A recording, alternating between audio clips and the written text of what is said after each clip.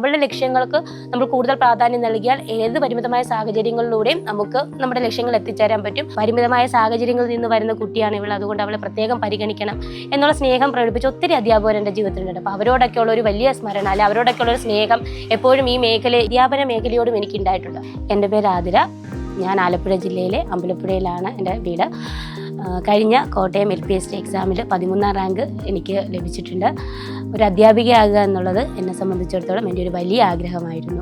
എൻ്റെ അച്ഛനും അമ്മയും സാധാരണ കൂലിപ്പണിക്കാരായിട്ടുള്ള 2 പേരായിരുന്നു. അപ്പോൾ ചെറുപ്പം മുതലേ അവരെപ്പോഴും പറയായിരുന്നു സ്വന്തമായിട്ട് ഒരു സർക്കാർ ജോലി വാങ്ങിക്കണം. പിന്നെ വിവാഹശേഷം പഠിത്തം മുടങ്ങിയെങ്കിലും ഭർത്താവാണ് എന്നെ അധ്യാപക മേഖലയിലേക്ക് പഠിക്കുക, അല്ലെ TTC പഠിക്കുക എന്നെല്ലാം ഉള്ള രീതിയിലുള്ള ഒരു മോട്ടിവേഷൻ എനിക്ക് തന്ന് അധ്യാപക മേഖല തിരഞ്ഞെടുക്കാൻ കൂടുതലും പ്രേരിപ്പിച്ചത്. അങ്ങനെ 21-23 ബാച്ചിലാണ് ഞാൻ TTC ചെയ്യുന്നത്. പഠിക്കുന്നതിനിടെ തന്നെ KTET കിട്ടി. KTET കിട്ടി 3-4 ദിവസങ്ങൾക്ക് ശേഷം തന്നെ LP-UPയുടെ ബാച്ച് എൻട്രിയിൽ ആരംഭിച്ചിട്ടുണ്ടായിരുന്നു. ഞാൻ അപ്പോൾ ആദ്യം ജോയിൻ ചെയ്തു. അങ്ങനെ TTC പഠനത്തോടൊപ്പം തന്നെയാണ് ഞാൻ LP-UP എക്സാമിന് വേണ്ടിയിട്ടുള്ള കോച്ചിങ്ങും നടത്തിയിട്ടുണ്ടായിരുന്നത്. ആദ്യത്തെ പോലെ തന്നെ ഗവൺമെൻറ് സെക്ടറിൽ ഒരു ജോലി എന്ന് പറയുന്നത് എന്നെയും എൻ്റെ വീട്ടുകാരെയും സംബന്ധിച്ചിടത്തോളം വലിയൊരു ആഗ്രഹം തന്നെയായിരുന്നു. പിന്നെ അധ്യാപക മേഖല എന്ന് പറയുമ്പോൾ ഞാൻ ആദ്യം പറഞ്ഞ പോലെ തന്നെ ഒരു പരിമിതമായ സാഹചര്യങ്ങളിൽ നിന്ന് വരുന്ന കുട്ടിയാണ് ഇവൾ, അതുകൊണ്ട് അവളെ പ്രത്യേകം പരിഗണിക്കണം എന്നുള്ള സ്നേഹം പ്രകടിപ്പിച്ച ഒത്തിരി അധ്യാപകർ എൻ്റെ ജീവിതത്തിലുണ്ട്. അപ്പോൾ അവരോടൊക്കെയുള്ള ഒരു വലിയ സ്മരണ, അല്ലെ അവരോടൊക്കെയുള്ള ഒരു സ്നേഹം എപ്പോഴും ഈ അധ്യാപന മേഖലയോടും എനിക്ക് ഉണ്ടായിട്ടുണ്ട്. അതുകൊണ്ട് തന്നെയാണ് തൊഴിൽ എന്നാൽ ഒരു സ്വയം വരുമാനം എന്നൊരു മേഖല തിരഞ്ഞെടുക്കേണ്ടി വരുന്ന സാഹചര്യത്തിലും അധ്യാപന മേഖലയ്ക്ക് ഞാൻ കൂടുതൽ പ്രാധാന്യം അവിടെ കൊടുത്തത്. എന്നെ സംബന്ധിച്ചിടത്തോളം ഞാൻ TTCക്ക് പഠിക്കുന്നതിൻ്റെ ഇടയിൽ തന്നെയാണ് LP-UPക്ക് വേണ്ടിയിട്ട് പ്രിപ്പയർ ചെയ്തുകൊണ്ടിരുന്നത്. ഇത് സാധാരണ എല്ലാവരെയും പോലെ തന്നെ വീട്ടിലെ കാര്യങ്ങളും കുഞ്ഞുങ്ങളുടെ കാര്യങ്ങളും, അതിൻ്റെ ഇടയിൽ എനിക്ക് 2ാമതൊരു മോള് ആയിട്ടുണ്ടായിരുന്നു. പഠിക്കുന്ന ഇടയിൽ തന്നെയാണ് മോളാകുന്നത്. അപ്പം കുഞ്ഞിൻ്റെ കാര്യങ്ങൾ, മൂത്താളുടെ കാര്യങ്ങൾ, വീട്ടിലെ കാര്യങ്ങൾ, ഹസ്ബൻഡിൻ്റെ കാര്യങ്ങൾ, ഇതിൻ്റെയൊക്കെ ഇടയിൽ തന്നെയാണ് ഞാനും പഠിച്ചിരുന്നത്. അതിനെനിക്ക് എന്നെ സംബന്ധിച്ചിടത്തോളം കൃത്യമായ ഒരു സമയം ടൈം ടേബിൾ അങ്ങനെ ഉണ്ടായിരുന്നില്ല. ലഭ്യമായ സമയങ്ങളിൽ പരിമിതമായ സാഹചര്യങ്ങളിൽ നിന്നുകൊണ്ടാണ് ഞാൻ പഠിച്ചത്. അതും പ്രത്യേകിച്ച് പഠിക്കാനുള്ള സമയം എന്ന് പറയുന്നത് ചിലപ്പോൾ രാത്രി 11 മണി 1 മണി ആ സമയങ്ങളിലൊക്കെ ആയിരിക്കും. അപ്പോൾ ആ സമയത്ത് ഏറ്റവും ഫലപ്രദമായ രീതിയിൽ ഏറ്റവും മികച്ച ക്ലാസ്സുകൾ എനിക്ക് നൽകുന്നതിനകത്ത് എൻട്രി എന്നെ ഒത്തിരി സഹായിച്ചിട്ടുണ്ട്.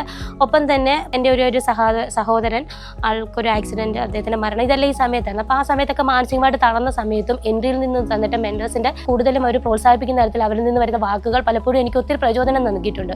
പല വാക്കുകളും അവർ എനിക്ക് വേണ്ടി പറയുന്നത് പോലെ എനിക്ക് തോന്നിയിട്ടുണ്ട്. നാസിം സാറൊക്കെയാണ്, അൻസാറൊക്കെയാണ്, അവർ പലപ്പോഴും നമ്മളെ കൂടുതൽ പ്രോത്സാഹിപ്പിക്കാൻ വേണ്ടി പറയുന്ന കാര്യങ്ങൾ എൻ്റെ പരിമിതമായ സാഹചര്യങ്ങൾ, എൻ്റെ മാനസിക സമ്മർദ്ദങ്ങളെയൊക്കെ മാറ്റി വെച്ചുകൊണ്ട് കൂടുതൽ എൻ്റെ ലക്ഷ്യങ്ങൾക്ക് വേണ്ടി പ്രവർത്തിക്കാൻ എനിക്ക് അവർ ആ സമയങ്ങളിൽ വളരെയേറെ പിന്തുണ നൽകിയിട്ടുണ്ട്.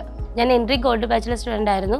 അതിനകത്ത് നമ്മളെ സംബന്ധിച്ചിടത്തോളം നമ്മളെ സ്പെസിഫൈ ചെയ്ത് കാര്യങ്ങൾ നമുക്ക് പറഞ്ഞു തരാൻ ഒരു മെൻറ്റർ ഉണ്ടായിരുന്നു.